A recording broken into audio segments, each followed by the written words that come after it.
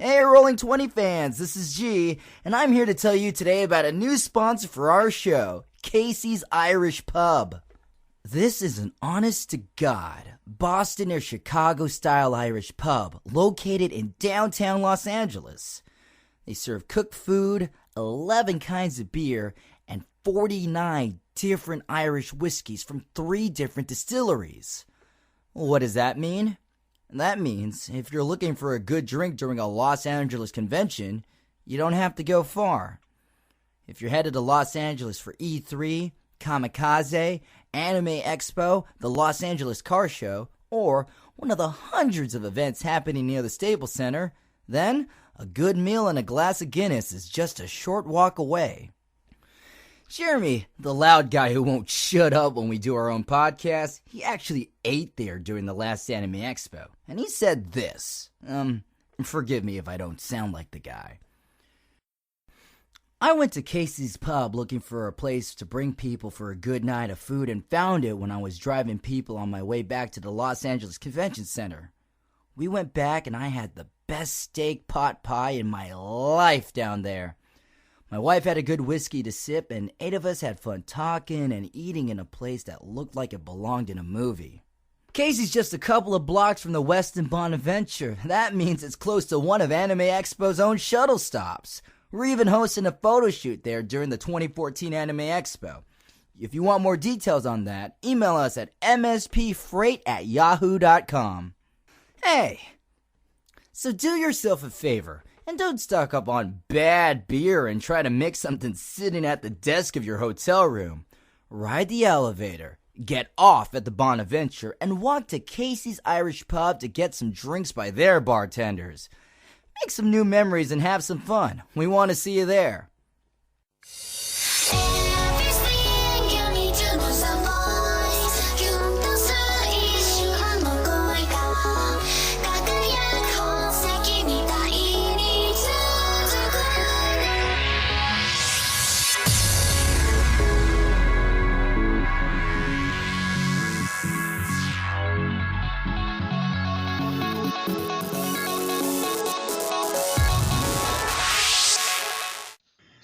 This is Anthony, be honest, from Mission Start Podcast, and we have a little pregame AX podcast for this edition of the Conover.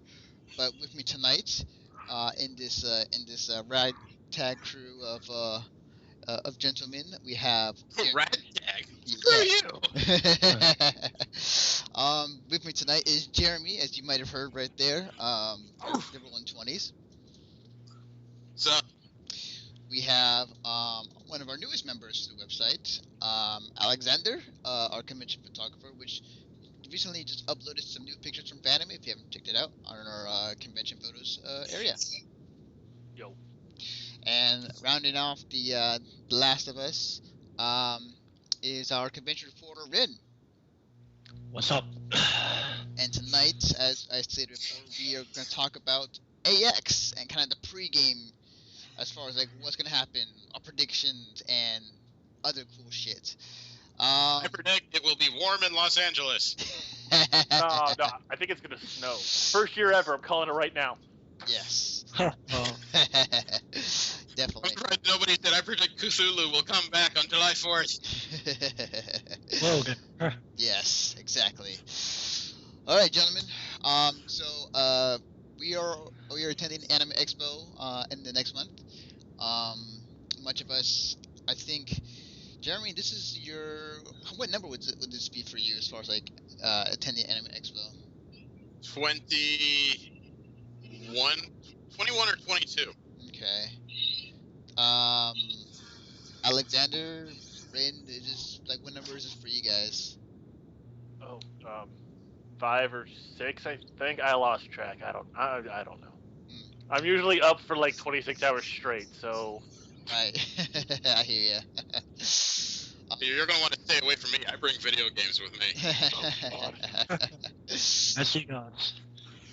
And this would be my third. Okay, this would be, I believe, my second. I want to say my second time going. Okay. Yeah, it's been 2, 3, and 6. All of a sudden, I feel fucking old. You should. Like, it's been a while for me since the last attended. And it's kind of interesting that I choose now this year to go, which so happened to have a lot of big announcements from Anime Expo as far as like guests and events happening around a particular anime that I'm very, very happy about. So, yeah. Wait, wait. I think I can make a guess on what it is. Could it have Sailor Scouts? Maybe. That was a good guess. I was going to say My Little Pony. So, yeah, I guess we could start off as like what exactly has been announced from Anime Expo, and there's a lot. I guess we could start with some of the guests they've announced for AX for this year. There's a ton of them, no doubt. So. Yeah, well, I mean, the first announcement was that they were bringing back the 90s cast of the Sailor Scouts from Sailor Moon. Yes. Like the one they released on networks in the U.S. back in 1992, I believe. No, 93, I think it was. Mm-hmm. Oh, yeah. Was it 91? I didn't think that came out before I moved to L.A. Yeah, I saw that. It was really cool. And I think it was like last year. Maybe it was at AX. They announced that there's gonna be a new Sailor Moon series, or like a remake of the series happening. Yeah, it's a. Yeah, Sailor Moon Crystal. Yeah. Which is cool, and then it comes full circle now with AX this year as bringing in the original cast of Sailor Moon to kind of promote the new Sailor Moon anime that's coming out this summer. Yeah, have you guys watched the trailer for that yet? Yes, it looks really good. I like it. That was something. The animation is fluid and everything. It's very reminiscent of the manga, but in my opinion, her head looks huge. It's not so much her head that I question, but it's the fact that her legs are like, I don't know, 1.5 times the size of her torso. Well, that's average for anime. They're always like. Okay. Anime usually goes overboard, but there's usually a fairly like, okay, you're within the realm, not like that's your torso and then half of your torso again. Are you sure? Because the way I remember is always head, neck, shoulders, chest, and then basically there's no navel in there. I'm pretty sure their hips are right below the shoulders. No, the navel is just like some kind of like dip. Yeah, definitely. Anime proportions. But yeah, like definitely that's one of the big announcements that's happening. This is AX, and it's really cool. I'm really looking forward to seeing them and seeing how it goes. One of the other big announcements, and this is kind of what this convention I feel is going to be centered around mostly, is they are bringing in, I believe, they're bringing in the voice actor, two of the voice actors from Kill la Kill anime, the voice of. Yeah, the voice actresses Ryuko and Satsuki. Yeah, and then as far as like, are they I remember seeing that. Aren't they bringing? I thought they were bringing a writer and director with them. Yeah, I thought They were a scriptwriter, producer, character designer, and one of the artists for the openings. Yeah, definitely. Well, all these people are supposed to have like mini panels of their own, just individuals, but there's supposed to be a mega panel that goes along with the English debut or the dub debut of, I think, episode 1 of the series. Yeah. I am, as much as I'm interested in this event, I do kind of take umbrage with the fact that you have to pay an extra $25 to $45 to sit in this. I mean, that's the thing about Anime Expo. Like, the funny thing is that Anime Expo are able to get these AAA title voice actors, just very important people in the industry. They come to Anime Expo for a panel or two to appear in front of fans, and they do it at a price. And it's still a thing where people still do it regardless. So it's not like they're doing it and it's not making money, but at the same time it's still working and they're still selling out. So are they selling out? Because tickets are still available to half these things. Just wait until the only things that normally sell out, like guaranteed sellouts, are the Masquerade and the AM, like the music talent thing. AMV. The Battle of the Bands? You mean? I think you mean Tax Idol. The Idol, there you go. Thank you. Oh, okay, gotcha. Huh. But I haven't seen Axe Idol. I've seen Last Comic Standing. I've seen the orchestral concert, that replay thing, the Kill la Kill event, and I think those are the only ones that require an extra charge. However, to see all these is a minimum of another, I think, $65. Something like that. 35 for the back row, and then it just increases as you try to move towards the front. Is that I realize that, but the badge is already the most expensive one I deal with. It doesn't have a convention that's 100,000 people. Yeah, that's true. I mean, I think the most expensive thing as far as like purchase wise for AX would be the badge. But yeah, I mean, like I said, it's Anime Expo is one of those conventions where they could charge for an event and it'll still sell. Um, Yeah, you'll be surprised how hardcore some people are. that's true. The hardcore people doesn't bother me. I just, I would rather have 90% of things paid up front with a badge. A badge is generally the most expensive part of my trip that doesn't involve me laying my head down and sleeping. Right, for sure. I mean, like, Yeah. like, I or go ahead. sorry. I honestly. So what kills me is events like the Idol show, which is other attendees performing for attendees. They're profiting off of. Hmm. That just blows my mind. Yeah. Like the fact that the guys who are competing, they're not making anything. Like, oh, maybe you got like a gift certificate or something. I don't know what the prizes are anymore, but they're not actually making anything. Whereas if you look at it, we'll say 35 ahead, they're probably making close to, I don't know, $3,500 on just that one event. Yeah. Conceivably, At anyway. least, and that's not including if you're going to pay more for something closer, guaranteed. Yeah, that's true. It's definitely a different type of convention than you normally would be at other conventions we attended to. Yeah, definitely different. Some of the other announcements that were announced, one of my favorite I was pretty excited for is Kenji Fune, the man behind some of the Mega Man. Yes, the man behind Mega Man, the and also other titles he helped work on, including Resident Evil, Amnesia, Street Fighter, Lost Planet, Dead Rising, and 60 other titles that he's done for Capcom. Tell him why he's back in the spotlight, though. Yeah, definitely. So the reason why he's back in the spotlight and why he's coming to AX is for his Kickstarter video game that was funded for Mighty Number Nine, which is it's not Mega Man, but it's in the spirit of Mega Man. It's Mega Man. Come on, they can't call it Mega Man for legal reasons, but it's freaking Mega Man. It looks cool. I like it. I'm gonna play it no matter what. I like the fact that the fans voted like the secondary character to pretty much look like Roll, which is awesome. Pretty much Mega Man except for the name because lawsuit. Yeah. I do wonder if, since he's gonna be there, he's gonna bring a build with him to show off in the dealers hall. As far as like the new Mighty Number Nine game, which would be really cool if he did. But yeah, he's oh sorry, go ahead. I was just saying I haven't heard anything about if he's planning on bringing any show or not. Wouldn't count on it. I would find it hard to believe he didn't have new footage because they've been debuting it almost bi-monthly lately. Definitely. And AX, as far as I'm looking through the list, they have a ton of people that are coming. I think the one other guest I'll point out from this list that I think is interesting because I feel like this is a new thing that I'm not sure I'm quite used to yet, but bringing in international cosplayers as special guests. And the one I'm talking about is Tasha and Dormy. Of the three they announced, this pair I think is. I do think they should be industry guests at the very least, but guest of honor is always a stretch to me when you have a professional cosplayer as one of your top guests.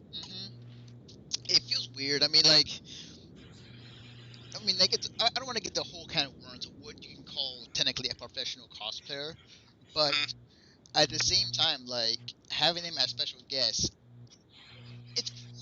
Don't get me wrong, like these cosplays are awesome, but like, I'm not quite used to seeing this as the person who's attended many conventions and cosplaying for all my life, and like, it feels weird.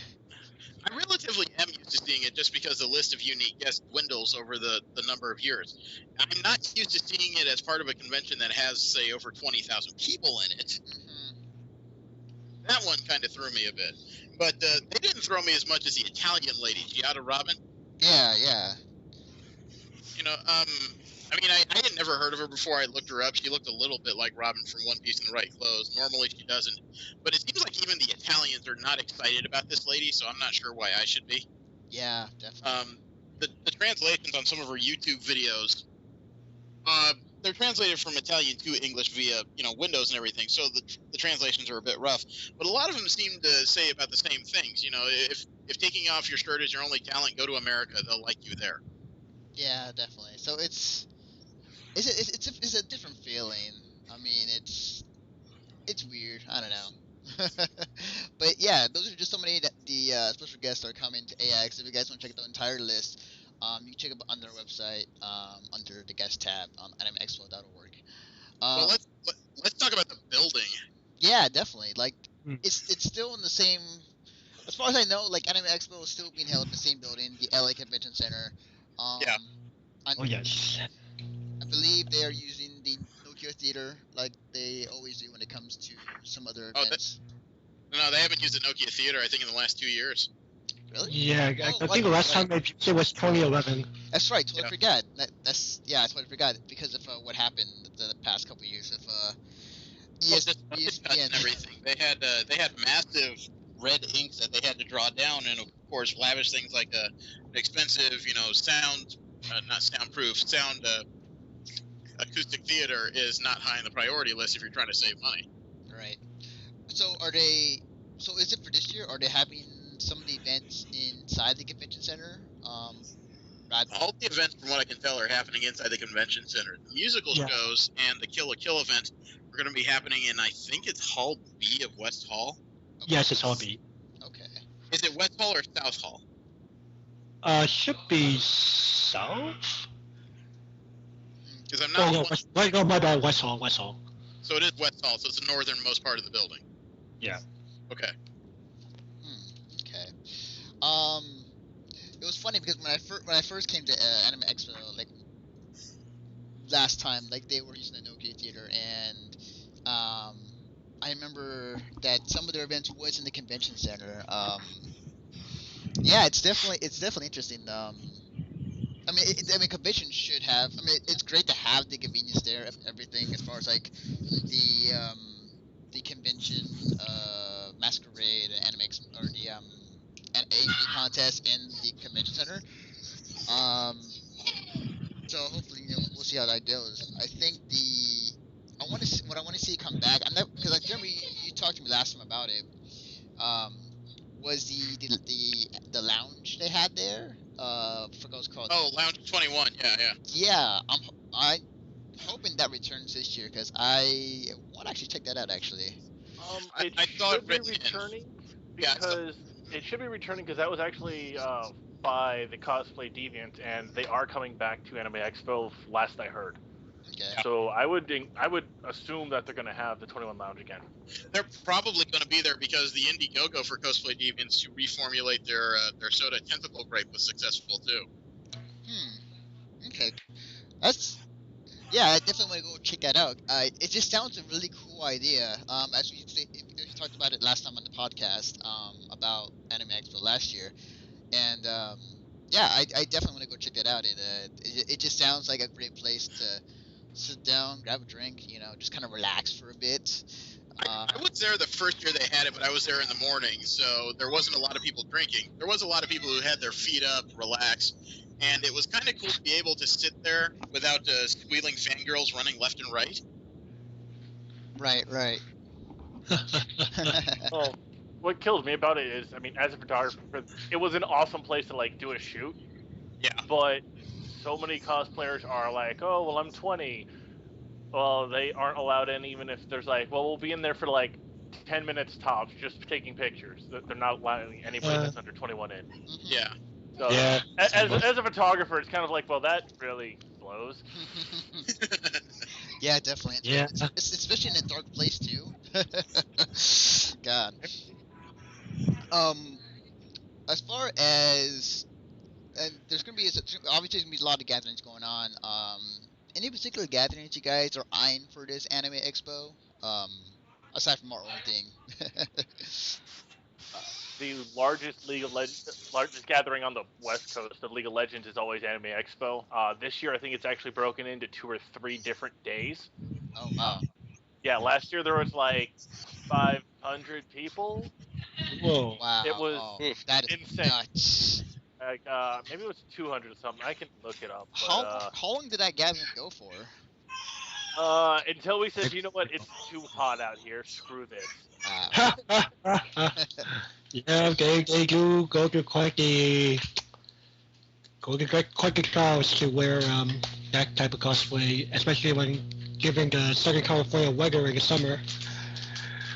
Yeah, definitely. Like when it, like as far as like when Anime Expo happens, it happens to be during the hottest time of the year in LA. I applaud the. I mean, like I said prior, like I respect League of Legends cosplayers because like the amount of detail that go into their cosplays is freaking awesome. Um, and having them wear that in the heat in LA, that's got to be really hard. Yeah, No- yeah. There was I'm friends with a couple of them, and some of them like when they were done, they were done. That's it for the day. We're done. Yeah. Wow.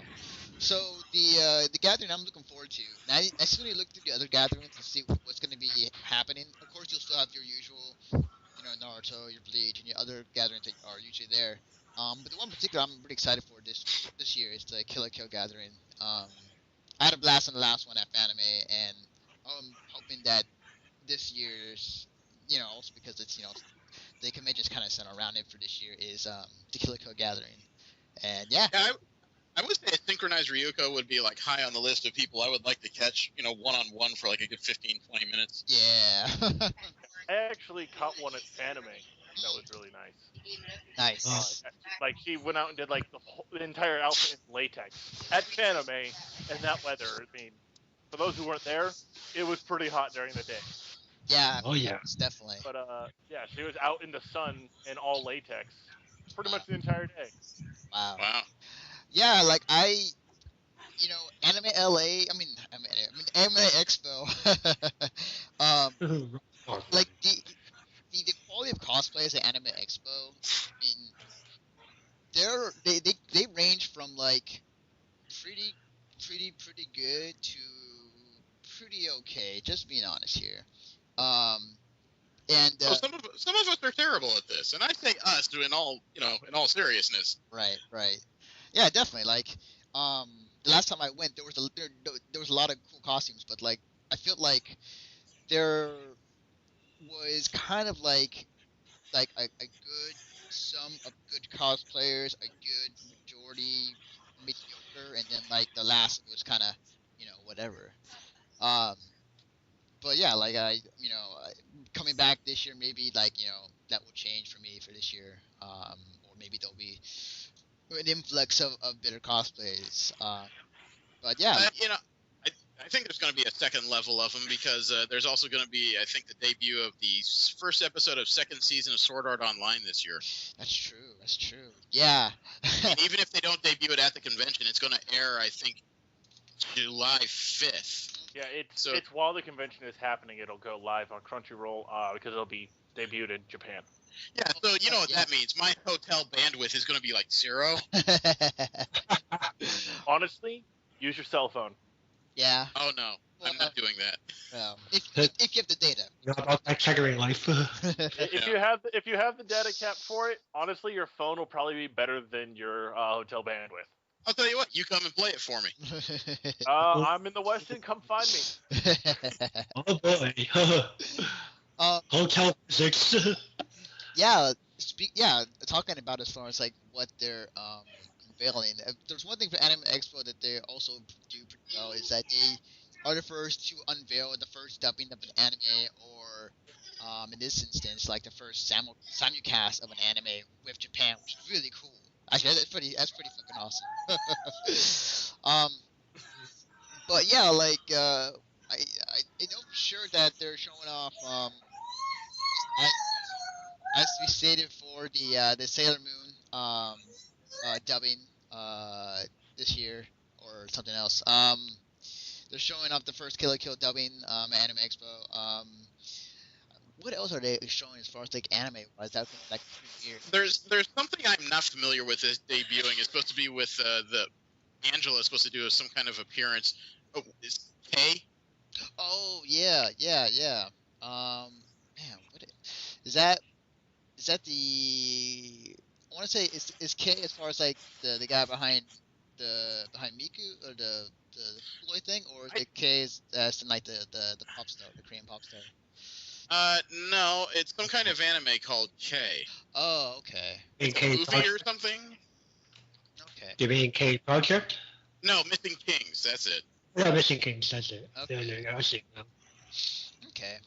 So I know nothing about this particular anime, but it's got some people interested. Yeah. I remember hearing. We also stated that is sort of online the second season. Are they showing off the first episode there at AX, or is it just a dubbing from? I believe it's the first episode of Gun Gale Online. Okay. Yeah, so from what I understand, it's gonna go live on the internet July 5th.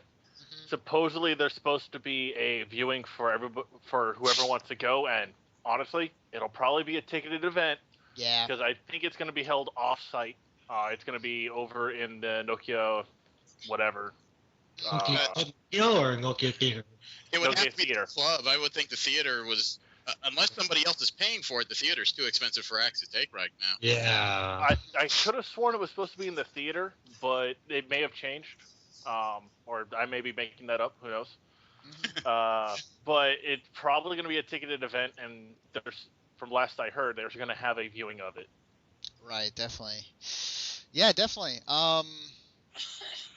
Yeah. Definitely. It's definitely Anime Expo is the type of convention that would definitely show some awesome some like first dub of whatever, or unveilings. So um it's a cool for me. It's funny because like when I was last there, like I would go around take pictures and videos of the convention, and then when I got tired, I would just go sit in the whatever they're premiering, and then I just sit for a while to relax. Last I was there for the High School of the Dead dub premiere, along with their directors and voice actors who are talking about the anime, and that was really cool. It was really cool. Actually, there is one show going on that we haven't talked about. Now, Nokia Theater has no events revolving around Axe on its official events page. Club Nokia, though, does on July 3rd have the Annie Piano 2014 event. Yes. Which it's a dual piano show, right? I want to say yes, because I know. Because it says it's featuring Thaster and Animens. Mhm. Yeah. I'll have to look for it on their site, or as far as like where exactly it's at. But like, yeah, it's when their offsite concerts are doing. Actually, how many concerts are they doing? Because like I know the voice, the singer from the Kill la Kill series is doing her thing. I know that they are doing. I just had it right here. The official answer is Symphony of Heroes. Yes. Yeah, the official answer is 2. Okay. Because there's Symphony of Heroes and the Kill la Kill event, which are both musical appearances. NA Piano is going on the same weekend, but is not officially affiliated with a convention, so that's a separate ticket. Oh, I see. Gotcha. Okay. That's interesting. Okay. That's gonna be interesting as far as like how that draws a crowd. It also depends how much they advertise it. As far as I know, has that been advertised on Anime Expos? I saw it on the Facebook page for Axe. I don't remember seeing it outside that, except for the discussion in cosplay.com about the convention. Okay. Interesting. But to wait and see how that goes. I mean, if anything, that they'll draw like a good crowd to go and check it out. In case like all the other events at Anime Expo are sold out, those ticketed events that they want to go check out. But okay, that's pretty awesome. Aside from that, Well, I mean, there's got to be prep work going into this convention because unlike a lot of other places, there is no hotel directly connected to the convention center. Right. And I'm one of those people that as soon as I grab my camera bag, the first thing I do is check the side pocket. If there isn't a bottle of water in it, I put one there. Right. Yeah, definitely. Like, if there's one thing that I wouldn't say it's a hindrance, really. It's just I would say maybe like a slight annoyance. It's like the hotels are stationed around the convention. You still have a walk a ways to get to the convention. Walk center. struggle. Yeah, because I know there are Lazy American. I know there are hotels nearby that are within distance, but there's still a walk you gotta go for. And there's definitely some other ones that are even further out. And the thing, and as I was looking through the site, the thing they're still doing is the shuttle rides they're still doing with the hotels, which is great. I mean, it saves time and it saves the amount of walking you have to do. Question? Yeah. Where are the shuttles dropping off? Are they dropping off in that mini boulevard in front of West Hall, or are they dropping off underneath South Hall again? I can give you the link right now as we're talking. No, don't give me. We're on a podcast. Tell me. Sure. So as far as where they are holding the as I'm talking about it slowly, I'm getting it up. Okay, so here are the following hotels that they have it for the shuttle services for. So they got it for the Courtyard by the Marriott Los Angeles Downtown at LA Live.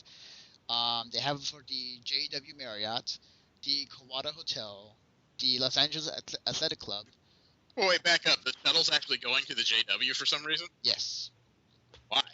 Well, no, technically, it's marked here that if you're at the Courtyard Marriott or the JW Marriott, your stop is simply the LA Convention Center itself. Oh, okay. Mm-hmm. So if you get on a shuttle and say, I have a shoot with a cosplayer and we're going to do it in my hotel room at the Westin, they get on, well, I need to get back to my hotel room. Well, you just get off at the actual convention and walk over. Okay, that makes it sound scary because it sounded more like, hey, I need to get to the convention. Where do I get on the shuttle? Right here. But I'm at the convention. Congratulations. Congratulations. And the same applies for the nearby Lux and the Residence Inn. Mm-hmm. Definitely. Yeah, the other ones are the Sheraton Los Angeles Downtown Hotel, the LA Hotel Downtown, the Hyatt Affiliate, and the Westin Bonaventure Hotel. Okay, so where is it dropping off at the convention, though? It has not been indicated yet. It'll probably be that same spot that's actually in front of the Staples Center. Yeah, I would assume so, because they can... Yeah. Well, last year they dropped off Pico. Oh, huh.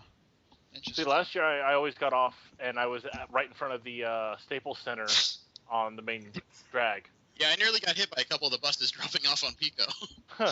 I think that was bus drivers going out of their way to do whatever they felt like. Because, I mean, the last couple of years that I've gone and I've taken the shuttle, it's always been they drop you off in front of the Staples Center and then you have to walk across the street. Interesting. Very interesting. But yeah, like the as far as I can see, the hours of when the shuttle services go, they start on Wednesday, they end on Sunday, and their times are at the earliest 7 a.m. It's like every 30 to 60 minutes. On Wednesday, Thursday, it's every 20 to 40 minutes, and fluctuates from that from 15 to 30, 30 to 60. The latest that they would go, as far as like the times wise, is around, let's see, like around 11 p.m. That's the latest I see for Thursday. Okay. Well, would you guys recommend buying groceries to take with you to the hotel, or is everything local affordable? The restaurants nearby, they do vary quite a bit in price. A good amount of them are pretty expensive, but there are cheap options you look out for them, and it's also, even then for the sake of convenience, they have food trucks right outside the convention center. But you want to be on a budget, groceries might be helpful. Well, I know I wouldn't want to eat at the market pantry at the bottom of the JW Marriott if I was counting dollars. I went down there one morning for Adult Con actually, and I just needed breakfast. Mm-hmm. Bacon and eggs cost me $14. Yeah, honestly, if you're looking for like a food court thing, the Westin is probably your best bet. They have a bunch of food courts they have a food court inside the actual hotel. Like there's Subway, there's like a little mini mart thing, all that. And if you walk a bit from there, there's also a food court with a McDonald's, and I think there was a Starbucks up there and stuff in the same area. Right. And supposedly somewhere, I've never gone and tried to find it myself, but supposedly there's a Ralph's somewhere. There is. I think it's down 8th Street. Yeah, so I mean, if you don't want to bring them with you, because say you're coming from out of town or something, like me, I'm driving up, so I'll be in the car for like probably 2.5 hours because I'll probably hit traffic. I don't want to have a bunch of groceries in the car for 2.5 hours. Just hit Ralph's. I definitely feel you on that one. Speaking of food places, though, like as far as I know, we've talked about this a few times on the podcast prior, but like the food places nearby the convention center are nearby, kind of. But as of late, they've been bringing in food trucks in front of the convention center for people to buy like whatever food at cheap prices. Well, depending on which food truck you go to, actually, but. What's even better is the Everything Dogs right outside. Oh, yeah. Everybody who's gone and has gotten hungry enough has tried the Everything Dogs. Now it's like a tradition. Yes. I have smelled it. It smells good, but I just can't get over the fact that I have no idea who the lady is cooking that in the cart, so I walk away. You know what? I'm used to that. I live in San Diego. Mexican food, man. Here we have some of the best Mexican food. We have no idea who's cooking it. We don't even know if they're actually a citizen or if you're like whatever. You know what stopped me from eating and stuff like that? Sylvester Stallone. If you've ever watched his kind of 90s opus Demolition Man with Wesley Snipes, there's that scene where he's in the sewer with this Society of Free People and he's eating his first burger in like years. He's enjoying it, and I think Sandra Bullock just tells him, "Don't ask her where the meat comes from." Why not? Do you see any cows around here? So he asked her in Spanish, "¿Qué es esta carne?" "Esta carne es esta rata." Rat. And she nods. "This is a rat burger." And she nods again. And as soon as I saw that, I'm just like, okay. If it doesn't have golden arches on it, I'm staying away. That's hilarious. But yeah, I mean, like, hopefully they'll bring the food trucks again this year. Last time I was there, it was great. It was really convenient for me. Prices were, they vary, but like the ones I went to was pretty cheap. They're a little bit higher than usual because they have to pay extra fees to the company that runs the convention center. Oh yeah, I wouldn't doubt it. Yeah, but that translates into probably like 50 cents to $1 more. And when you sit down and actually look at it, you're paying less overall just to hit the food truck than you are to like go down to Denny's. That's true. And you don't have to wait a fucking hour at Denny's to get a seat. That's true. But see, that's why I only eat dinner when I'm at the convention. Everything else I pack breakfast and lunch. That is also true too. There's cases of stuff usually sitting in my hotel room because I'm going to be there for 6 days. That's true too. Like there's always the option of bringing your own food to your hotel room or packing it in your bag so you can snack on. It's off the bellboys to no end when I open up my hatchback and they're staring at 6 cases of water. But I was like, hey, I'm not paying $5 a bottle for your stuff. Oh yeah, definitely. It's definitely the smartest option to do if you're gonna attend any convention, really. But yeah, definitely. I think that's we'll have to wait and see how they do this year. If they return the food trucks, I think that'd be cool. It'd be great. Well, if you go to the Axe Facebook page, there is actually they have an offshoot group for nothing but the food trucks. They released a list of who is going to be there. Oh, cool, awesome. Let me do it right now. Let me check it out right now. See who's going to be there. I mean, the thing that stuck out to me was that Sclappy Yo Mama is not going to be back. They actually served something last year that I enjoyed, but it was dirty, greasy soul food. Mm-hmm. It was fried mac and cheese and chicken between 2 waffles. The whole thing was deep fried, and then they put syrup and powdered sugar on the top of it. They called it a Snoop Cristo. No offense, but that sounds disgusting. Kind of disgusting when I ordered it, but I'm just kind of staring at it going, man, this is going to be awful. Hey, this ain't bad. Maybe it's me because I don't eat mac and cheese, but the whole thing is just like, no. Yeah, well, I mean, my choices were that Sushi Rito. Oh yeah. There was something about the idea of eating a gigantic roll of sushi that sounded good, but then I realized I'd probably be in the bathroom for about 25 minutes. I'd give it a try just to be able to say I did. Yeah, definitely. Because, Slap Your Mama is not coming back, but Sushi Rito will be back. Hmm. So, oh wow, okay, that's awesome. Bring cash. Yes. Yes, they take cash only. Yeah, that's the thing. Well, yeah, fuck it. It's only cash only. Yeah.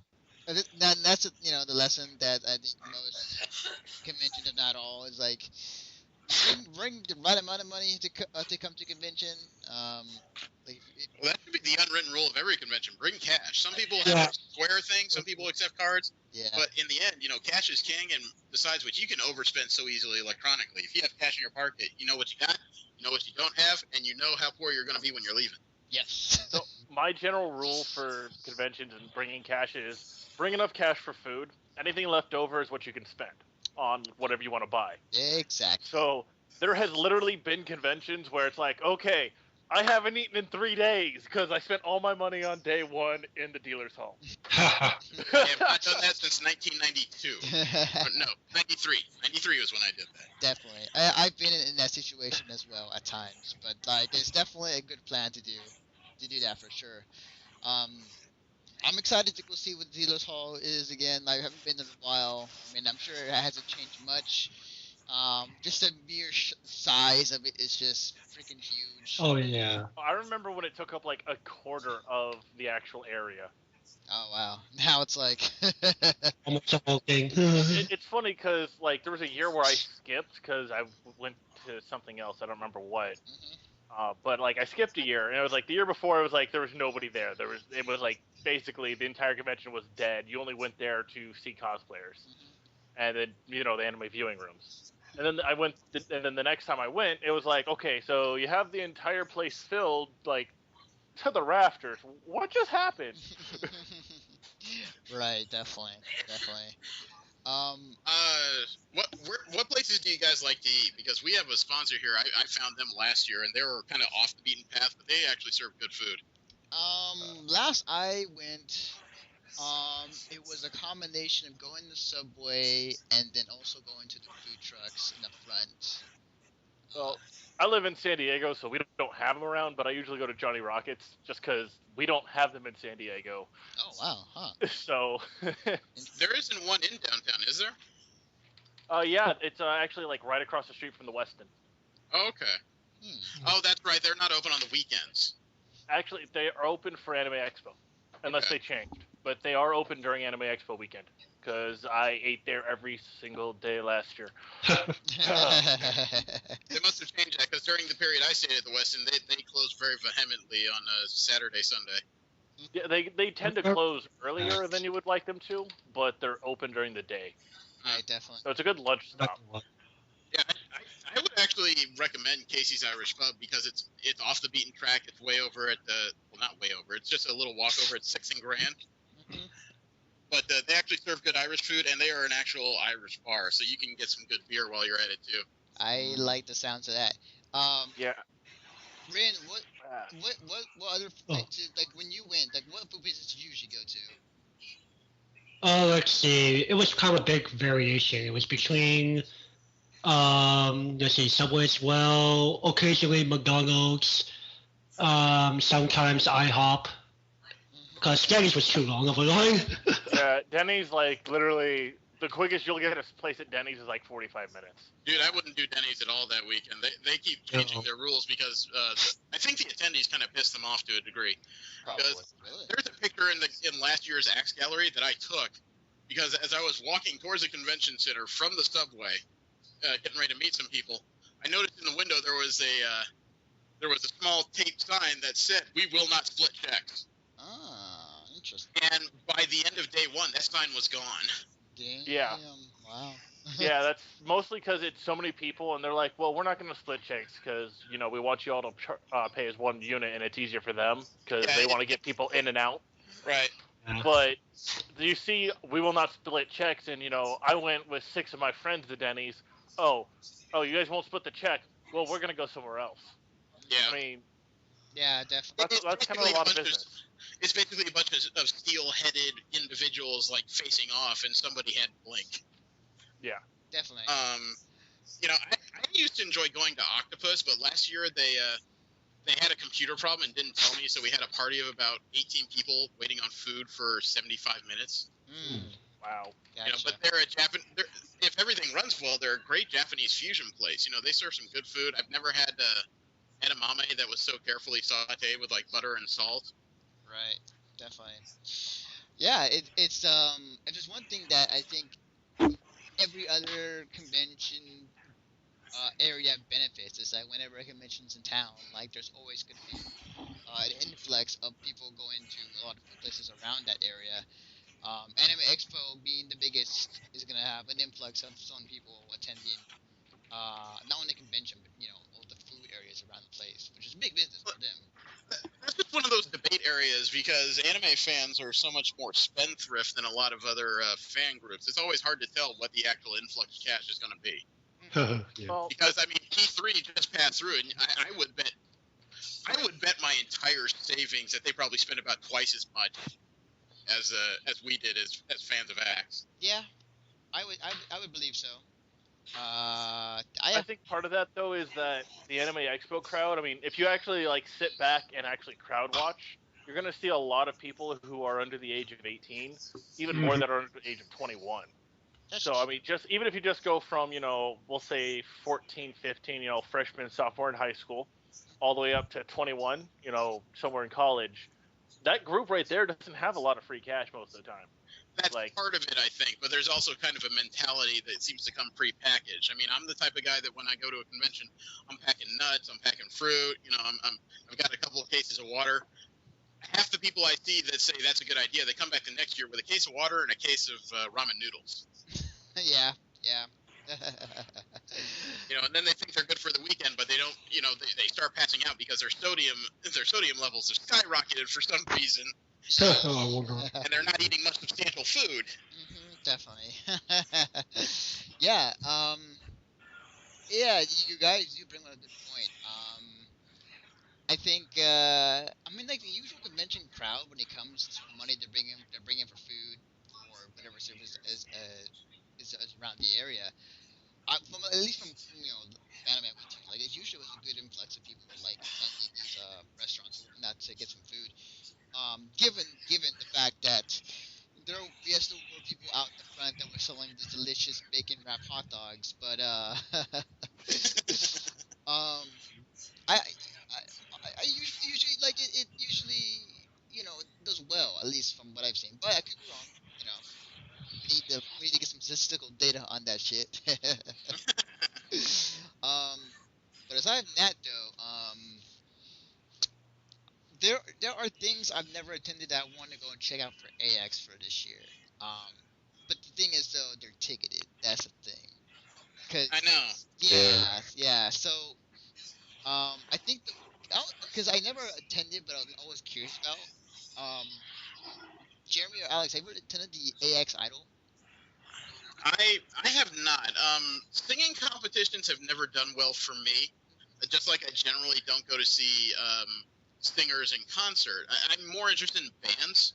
I like to watch the guitarist go crazy. I like to see how the drummer is swinging his arms.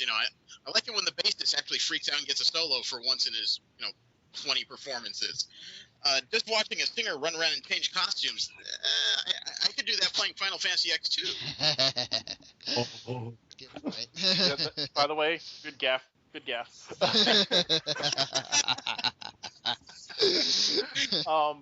I've gone to a couple things like that. I don't really enjoy it as much as I would like to, and it's not because of the performers by any means. It's because of the judges. For example, I went to one. The guy did one of the songs from Cowboy Bebop. You guys know how difficult those songs are to sing, right? Oh, hell yeah.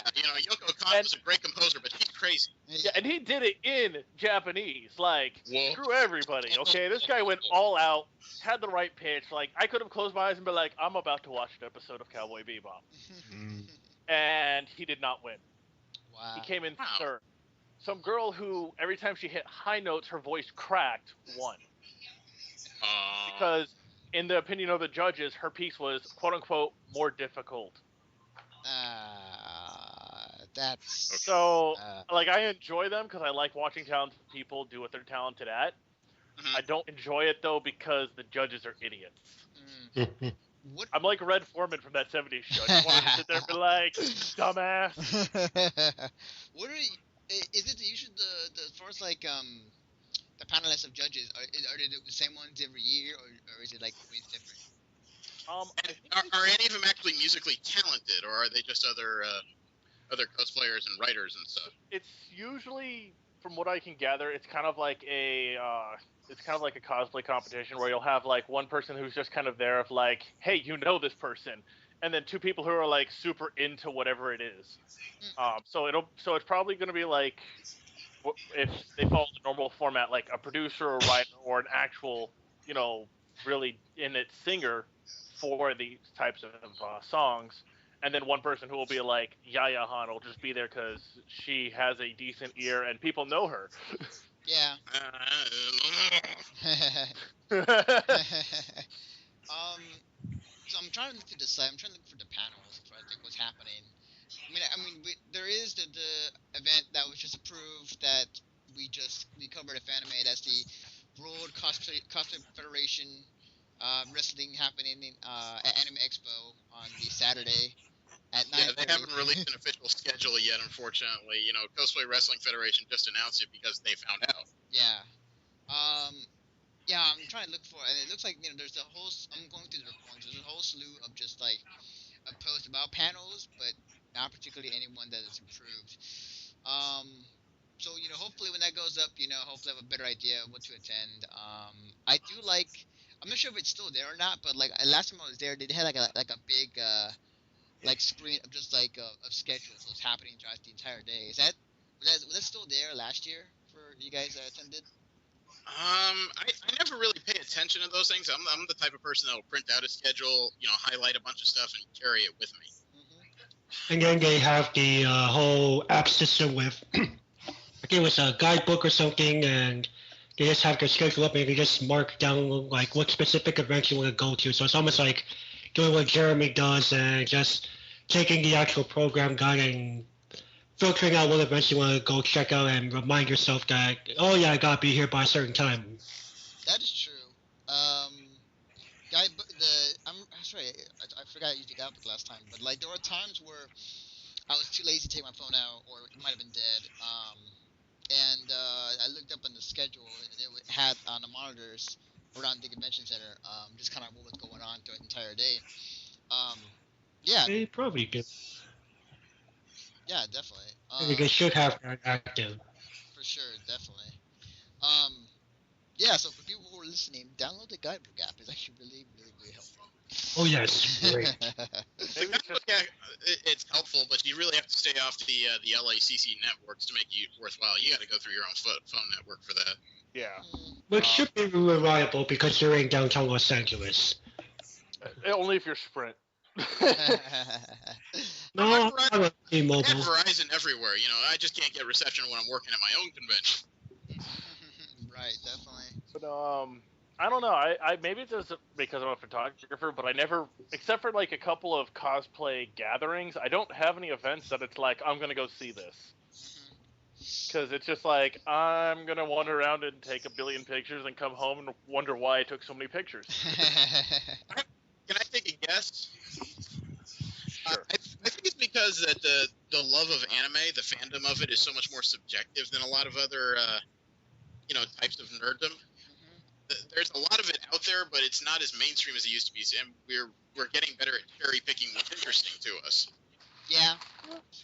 Probably. Yeah. As time. Yeah, well, Oh, go on. Sorry. good. Yeah, I was just gonna say, well, there's more animes out there. I mean, in the U.S., there's always been a ton of anime. If you weren't in the U.S., if you're in Japan, but within the U.S., there's more and more animes that are actually being available because of services like Crunchyroll. So now I'm like, instead of like watching everything that my friends suggest because it's something that they enjoyed, and hopefully I can enjoy it because it's one of like 3 that are going to be released in the U.S. this year. It's like, I didn't really enjoy it. I wonder about this one, and I'll just start skipping around and find something else. Yeah. Yeah. It's definitely a different time than we're used to back then with anime. I mean, nowadays you will be able to catch simulcasts of animes like on Crunchyroll or on Aniplex or on Hulu or any other like website out there that does that. And before that, It may also. I'm sorry, I was going to say it may also have to do with Anime Expo's purview because it says very plainly in their mission statement, it's to forward knowledge and love of Japanese animation. Well, when you narrow yourself so distinctly as to what you're going to provide, what you can offer to your fans is also narrow. Whereas Comic-Con International, their purview is always to forward entertainment. So it's become that. It's become that. Still, though, that widens the rainbow of the types of people they can draw in because they can get more types of stars or writers and producers in the show. Side note, that's also why it's like $100-something for a pass, and you might as well buy a lotto ticket, because if you get a pass, you're probably going to win the lotto. Okay, I will go buy my lotto ticket then, because I have 2 passes. Were you in last? Oh wait, no, they didn't do the last year thing, the holdover, did they? Yes, they did. Oh, then never mind. yeah, but Yeah, if you haven't gone the year previous, it's almost impossible to get a ticket. yeah, No, it's just difficult. They're pretty much pre-register only at this point. Yeah. No, if that was true, then I never would have gotten in last year. yeah. And I got I mean- after I got me in. hmm The one thing that got me curious about it, and it's something that I thought about because of Anime LA and how they're moving to a new venue, is that Anime Expo is considered the biggest attended convention in the United States. We can agree on that. Well, biggest anime convention anyway. Yes, I think Dragon Con and San Oh. Diego are both higher by content. that's true. Good point. Good point. As far as the anime convention, yes. Yeah. The convention center is huge enough to hold a good amount of people, and it's the same question I guess I bring up at every convention that is that almost getting to that point, or you kind of question a little bit. But like, do you think at some point that the attendance will be as much as to the point where they may consider expanding the convention center or something to that nature because of the attendance coming in? No. No, I mean San Diego Comic Con's San Diego is expanding its convention center, but we have room to do so. Mhm. If you look at LA down the convention center there, where would you expand to? Up, down? Well, there was a plan to put a stadium in next to it and basically turn West Hall in a 90-degree angle and lay it like right next to South Hall, which was interesting. But AEG is backed out of that deal, so that's not going to occur. Also, the story came out earlier this week that at the end of E3, the company that runs it announced that they're looking into other venues because the LA Convention Center building is now antiquated as far as facilities, and the way it's laid out is just too much of a burden to have people walking between 2 halls to get everything done. So they really they're either using that language to try and renegotiate a new contract, which, judging by the contract they have, it's already cheap. I don't think they need to do that. I'm pretty sure LA pretty much pays them. No, they only pay $100,000 total for a 5-day event, which is fucking cheap. That's highway robbery. Yeah, but that's only because their deal includes that if they produce enough hotel usage that they get above a certain level in taxes, they're guaranteed that $100,000 fee. That's all they have to pay. And they're always going to hit that.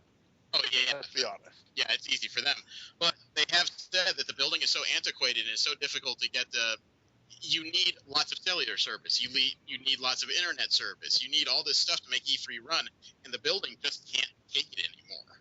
Yeah, I would. Yeah. not be surprised to see E3 move to San Diego. Neither would I. The building may make the convention seem cavernous, but it's also been retrofitted so many times. Even when I was there last year with 130,000 other people, I could get onto the guest service, and the bandwidth may have been slow, but I still got bandwidth. Yeah. That's pretty impressive for how many people are in a condensed space. That, and with the fact that they're already going in and saying, no, we are going to renovate the San Diego Convention Center. We're going to push it back so it's pretty much all the way to the waterfront. Like, Right. There's that gap back road right now, but they're going to take all of that and make that into convention space. And they're building another tower, and part of the deal actually makes them build another tower on the hotel adjacent to the building. Yep. So there's going to be, I would not be surprised if they turn around and E3 moves to San Diego, just because if they're gonna be tearing down walls and all that stuff, anyways, they're probably gonna rewire, because why not?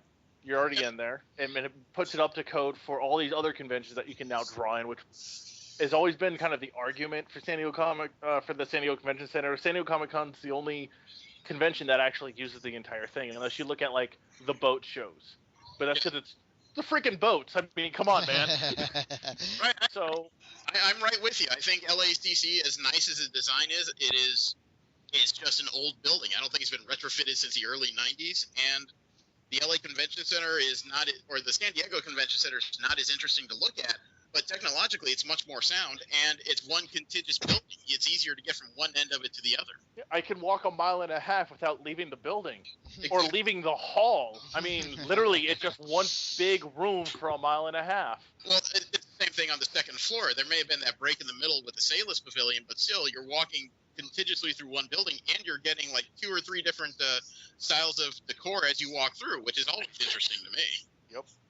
Yeah, definitely. It's going to be interesting how things will go forward with the LA Convention Center, and the possibility of where exactly they want to go with it. If I had my vote, I think Axe should move back to Anaheim for a couple of years. That'd be cool. I don't know if Anaheim's big enough anymore. It has more dealer hall space than the LA Convention Center. I don't know about meeting space, but Axe has never really used that 7,000 seat arena next to it. That's true. Yeah, that's true. And the ACC is expanding itself. They're adding another 200,000 square feet of total space by I want to say 16 or 17. Yeah, it's interesting. It definitely is going to be interesting where they go to if they do decide to go to, say, Anaheim, or what they want to do. Well, they did try Anaheim, and they did, yeah. It didn't work out for them. Not exactly. They were kind of bumped. Yeah. There was another event going on that had some serious clout. Plus, there was some complaints from the hotels about property damage. Yeah. Which is traditional. Let's be honest. We're all disgusting animals, and we destroy everything. Yeah, but that's apparently, if the people I talk to is to be believed, and one of them is an ex-employee, Anaheim has been asking for them to return since 2010. Well, yeah, because it's, dear Christ, please somebody use us. Yeah. Hey, it's revenue. Well, it's not just revenue. They've also renovated half the place. You know the convention center way down there no longer goes all the way through that block? Oh. They've turned it so that it ends in 2 roundabouts, one right next to the back end of the convention center and one that ends just before you pull into the Hilton or the Marriott. The rest of that space has been turned into a walking plaza. I was down there for Kamikaze. They parked like 11 food trucks end to end, and there was still room to put probably another 6 to 7. Wow. Nice. Wow. And it turns into this gigantic long plaza, and just in front of the convention center, there is now this I think 4-tiered fountain that has. There's only a fountain at the top, but there's 4 large, and I mean like double-sized steps to go up to, so you can get some really nice panoramic views of larger groups of people. Wow. Yeah. I would worry though about them moving there just because of the meeting space, because Anime Expo does have a lot of different side events that they do. Which the current convention center they're using allows them that space. I grant you Sure, that, it's but spread out and you have to run around, but it's there. yeah, that goes back into the idea of using the arena. Plus, you could use the 2 adjacent hotels and the ballrooms in them and add some space. And there is possibilities down there. It's not as condensed as downtown LA is, but I think you can serve the same purpose with a little imagination. Well, so the problem is if it's not easily like if you start going into like, well, you have to go over into this hotel and this hotel. If it's not within like a 3-minute walk max, I'm not going. Why not? Well, here's the thing. Recently, like when we were at Anime, they started holding, like they used to hold panels and stuff like that in the Marriott, but this past year they decided to do it over at the Fairmont Hotel. Yeah, it was definitely a new thing this year when it came to panels being moved from one area that's usually held into a completely different area that, while it was a walk, I'd say some of the panels were worth the walk, but at the same time it was still a bit of an inconvenience. Yeah. Well, you can also institute a shuttle system because you could hold some pretty large panels down at the Hyatt down the way, and that'd be like a 5-minute ride. Yeah. So what I was gonna continue saying was like if it was like a 5-minute ride away, it's like, hey, we're gonna use their ballrooms and you offer a shuttle service. Awesome. You know what? That sounds like a good idea. but you have to go into like if how the shuttle schedule is going to be. Are you going to have extra people on the route for that reason? And you start getting into all these technicalities and headaches, and just I understand it's not a perfect plan. I just think that the building would better serve what the convention is right now. No, I think in general, the LACC in general just needs a complete and total makeover.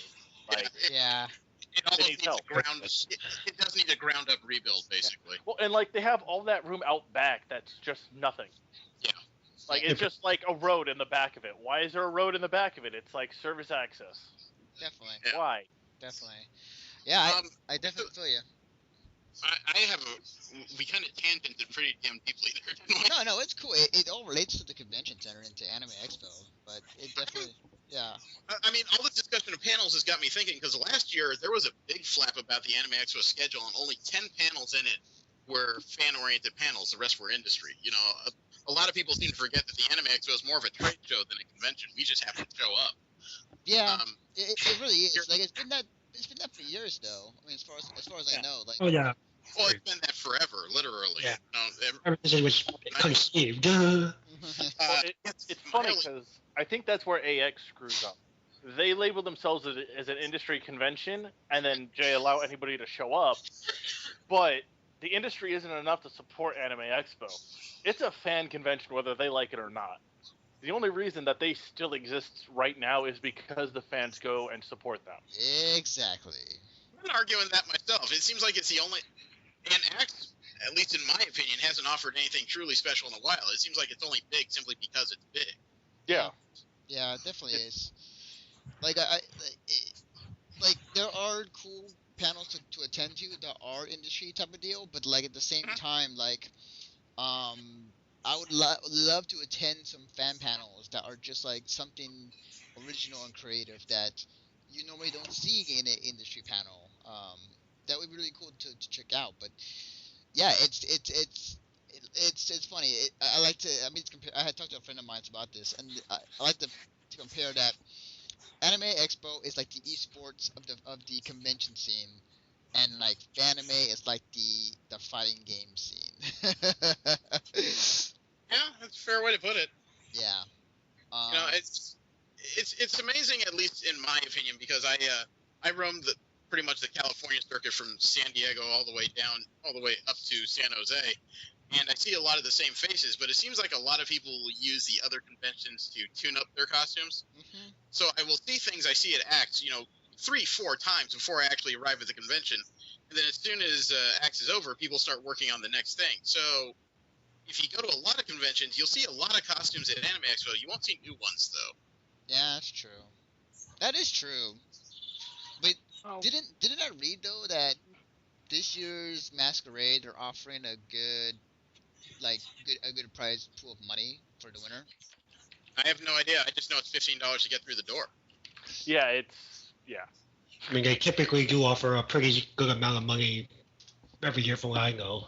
There's kind of a debate on that, though, because last year's head of cosplay operations said that all they gave him for prizes was 2 books of Cosmode and a tote bag. Yeah, I saw her too. Yeah. And okay, so he apparently went begging for prizes through the dealer's hall, managed to accumulate them, and still got himself escorted out the front door on day 4. So I just went to their website. Best in Show category. Best in Show gets $3,000 cash prize, and PFAF Creative 3.0 valued at $4,500. Best overall craftsmanship is $1,500 cash prize, and designer Topaz 25. I don't understand why they're giving it to them, but okay. That's valued at $4,000. Best overall performance is $1,500 cash.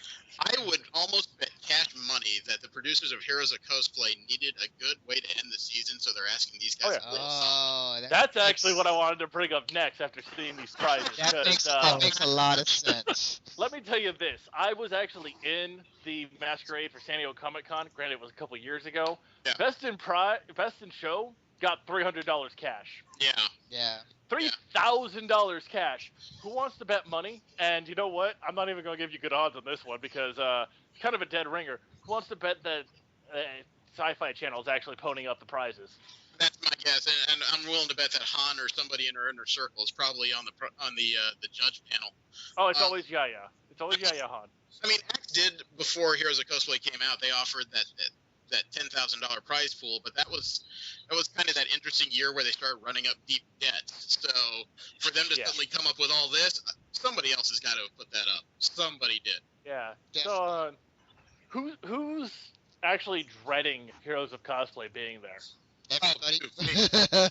Like, isn't Heroes of Cosplay this weird thing? And AX is one of their flagship episodes because it's such a big convention. And that's where they get all their B-roll from. Yeah, like I have so many friends that have B-roll footage of them at Anime Expo, but it's used in like the weirdest conventions. It's not even close to Anime Expo. Like it'll be in the Midwest or like back east. Ohio. Yeah. It'll be in like Ohio. No joke. I think it was an Ohio convention.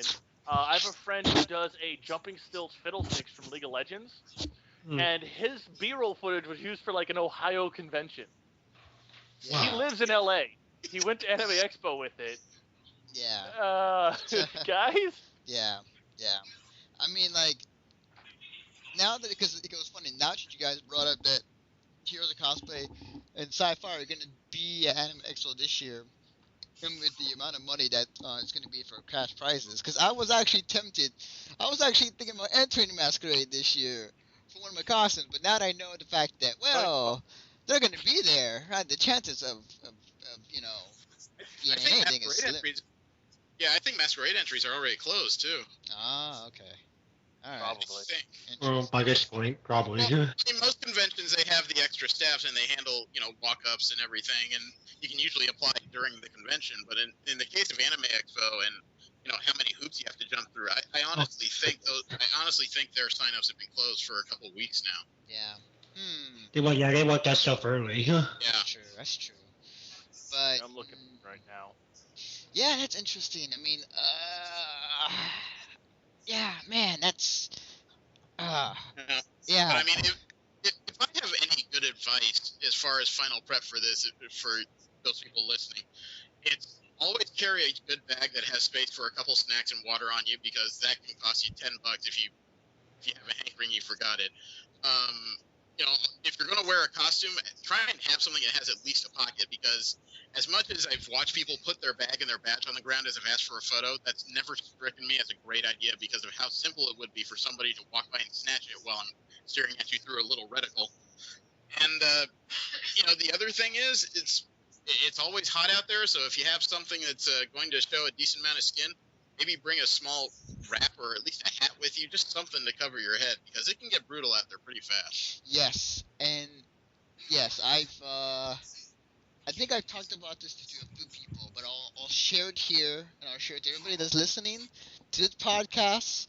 I have a story real quickly that one time I was at Naruto Gathering at AX. I was in my full gear, the wig, the headband, and that kind of coat that he wears like in the Shubiden series, and I was out there for a while, and like the heat was pretty intense to the point where I nearly blacked out.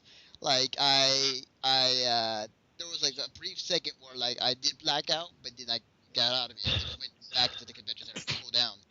So with that story out there, please do take heed to the heat. If you're wearing armor cosplay, if you're wearing something that is like covering your body and it can make you sweat, please wear something light underneath or something to keep yourself cool, because the heat does not play around in LA. And for sakes, I know we all run heavy schedules and everything, but do us all a favor, everybody. Shower once a goddamn day. Oh yes, we do. Yes. That should actually be written in. Yeah. I think Anime Expo actually kicks people out if you have if you are certainly offensive enough. Yeah. Well, that's all subjective. For all I know, that could just be pet sushi. So. Well, because I know because the convention hall stays open 24/7 during it. I know people used to literally they would just crash in the convention center itself, like they just pass out in a hall. Are you serious? It's open 24 hours. I've heard they start kicking people out at 2 a.m. Yeah. They might now. They used to, at least. Because maybe it used to be you could go into the gaming room at 4 a.m. and still keep playing games. Okay, that was not how it was during the times I went. Yeah, but I mean, it started going downhill where people were they weren't getting hotel rooms; they were just literally crashing in the convention center. They started kicking people out. Yeah, I cannot do that.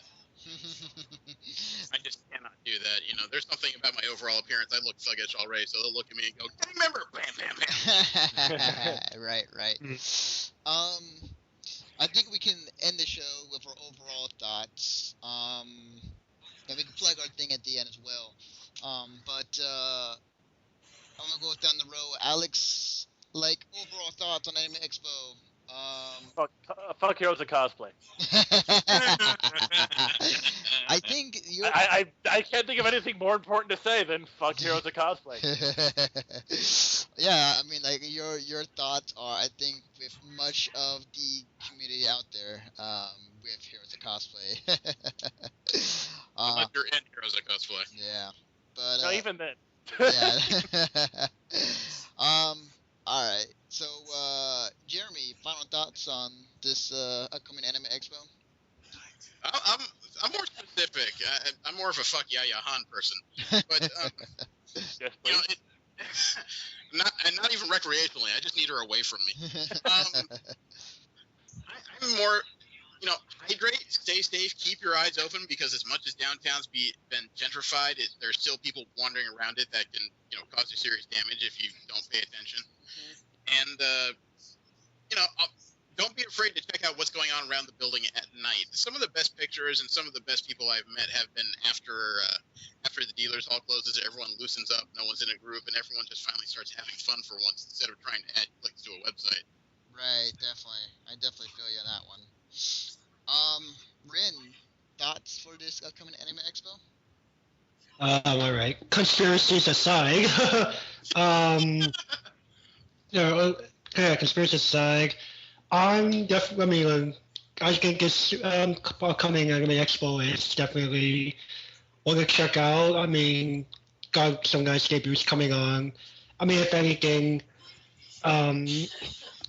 maybe just there might. I mean, a change to the venue might not be so bad after all. After having to deal with a somewhat, I guess, not so optimal space for the past Right. couple times I went. Definitely.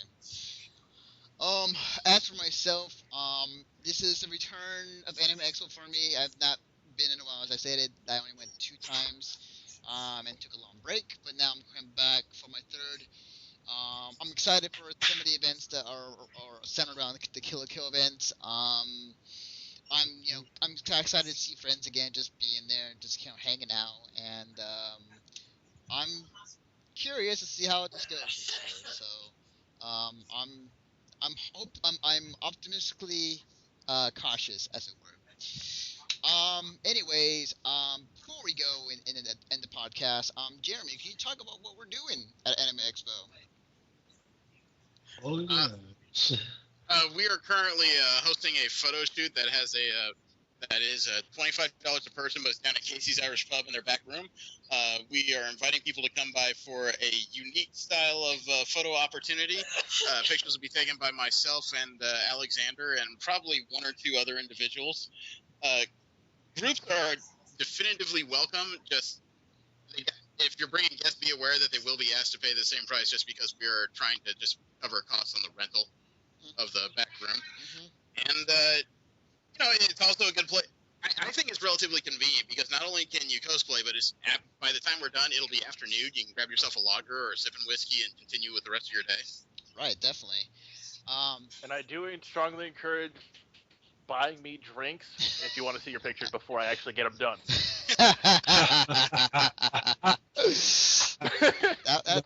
Take them up. Take them up. Take them I to work go. for bribes, and alcohol is a bribe. Quit. Just saying. Just to think of it, giving him a tip. All of a sudden, I feel cheap by saying a Twix bar would be enough for me. I just want a pint of Guinness. Got a tip option. Definitely. Yeah, definitely check it out. We're gonna be there. Where's it at again? What's the address, Joey? I don't have the address offhand. Casey's is over at 6th and Grand. Okay. Gotcha. You know, it's pretty close to the shuttle stop by the Bonaventure. You just have to walk a couple, 3 blocks over, 2 blocks down. I have the address here, I believe, 613 South Grand Avenue. Awesome. Yeah, And that'll be it. yeah, definitely. For more details, please go check out our post on our website about the event. You can also email Jeremy at mncfreight@yahoo.com.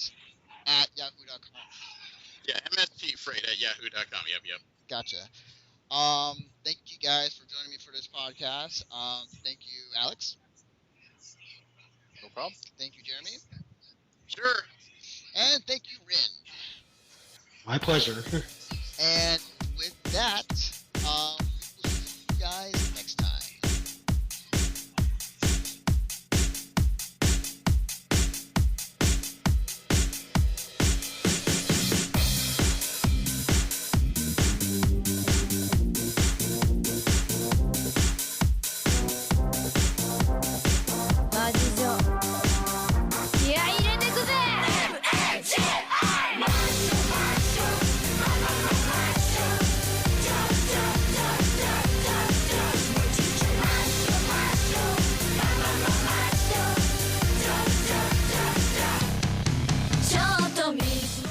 Hello, everybody. This is Anthony Bionis from Mission Star Podcast, and if you enjoy listening to us, not only on the website but also on iTunes, be sure to check us out on Stitcher as well.